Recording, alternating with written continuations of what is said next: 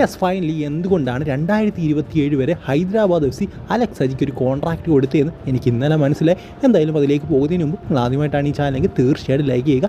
200 ലൈക്കിൻ്റെ target എല്ലാവരും അതിലേക്ക് എത്തിക്കുമെന്ന് വിചാരിക്കുന്നു. അലക്സ് സജി വളരെ അണ്ടർ റേറ്റഡ് ആയിട്ടുള്ള പ്ലെയറായി കിടന്ന ഒരു താരമാണ്. അദ്ദേഹമാണ് ഈ ഒരു ലെവൽ പെർഫോമൻസ് കഴിഞ്ഞ ദിവസം കാഴ്ചവെച്ചത്. എന്തായാലും ഉറപ്പായിട്ടും വളരെ പെട്ടെന്ന് തന്നെ ഒരു നാഷണൽ ടീം കോളപ്പിലേക്ക് വരെ പോകാനുള്ള സാധ്യതയുണ്ട്. കാരണം നമുക്കറിയാം സെൻറ്റർ ബാക്ക് പൊസിഷനിലേക്കൊക്കെ നോക്കി കഴിഞ്ഞാൽ നമുക്കങ്ങനെ എന്താ പറയുക പേരിന് അത്ര വലിയ ശക്തരായിട്ട് പ്ലേയേഴ്സൊന്നും ഇല്ല. സോ അലക്സ് സജി ആ ഒരു പൊസിഷനിലേക്ക് വന്നു കഴിഞ്ഞാൽ നല്ലതായിരിക്കും. എന്തായാലും ഇന്നലത്തെ പെർഫോമൻസ് എന്ന് പറയുന്നത് വേറെ ലെവലായിരുന്നു എന്ന് തന്നെ പറയണം. എന്തായാലും നേരത്തെ പറഞ്ഞ പോലെ എന്തുകൊണ്ടാണ് 2027 വരെ അദ്ദേഹത്തിന് കോൺട്രാക്റ്റ് നീട്ടിയെന്ന് ഇന്നലത്തെ ആ ഒരു ഒറ്റക്കളികളോട് മനസ്സിലായി. നമുക്കറിയാം അദ്ദേഹം ഈ രീതിയിൽ കളിച്ചുകൊണ്ട് പോയി കഴിഞ്ഞാൽ ജനുവരി ട്രാൻസ്ഫർ വിൻഡോയിൽ ഏതെങ്കിലും ക്ലബ്ബ് അദ്ദേഹത്തെ പോകും. മിക്കവാറും നമുക്കറിയാം മോഹൻ ബഗാൻ സൂപ്പർ ജയൻസ് സ്വന്തമാക്കാൻ ലക്ഷ്യമിട്ട താരമാണ്. ബട്ട് അതിനനുവദിക്കാതെ തന്നെ അവർ നേരത്തെ തന്നെ അങ്ങ് ലോക്ക് ചെയ്ത് വെച്ചു ഹൈദരാബാദ് 2027 വരെ. എന്തായാലും ഇനിയും അലക്സ് സജി ഉടനെ എങ്ങും ഹൈദരാബാദ് വിട്ട് പോകാനുള്ള സാധ്യതയില്ല.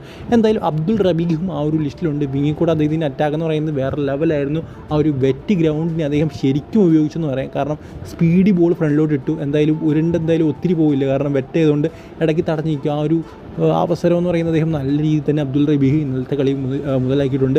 വിങ്ങിക്കൂടുള്ള കുറേയധികം അറ്റാക്കുകൾ നമ്മൾ കണ്ടു. അദ്ദേഹത്തെ പിടിക്കാൻ പോലും ആർക്കും പറ്റുന്നില്ലായിരുന്നു. എന്തായാലും ഒരു കളിയിലല്ല, അതായത് ഇന്നലത്തെ ഒരു കളിയിലല്ല, അതിന് മുമ്പത്തെ കളിയിലെല്ലാം അദ്ദേഹം വേറെ ലെവൽ പെർഫോമൻസ് ആണ്.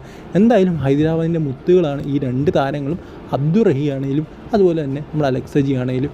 എന്തായാലും ഈ ഒരു സാഹചര്യത്തിലും അവർക്ക് മികച്ച 2 ഇന്ത്യൻ താരങ്ങളെ കിട്ടിയത് വളരെ നല്ല ഗുണം ചെയ്യുന്നതാണ്. ഇവർ മാത്രമല്ല ഇനി മികച്ച താരങ്ങൾ അവരുടെ ആ ഒരു ലിസ്റ്റിലുണ്ട് എന്ന് തന്നെ പറയണം.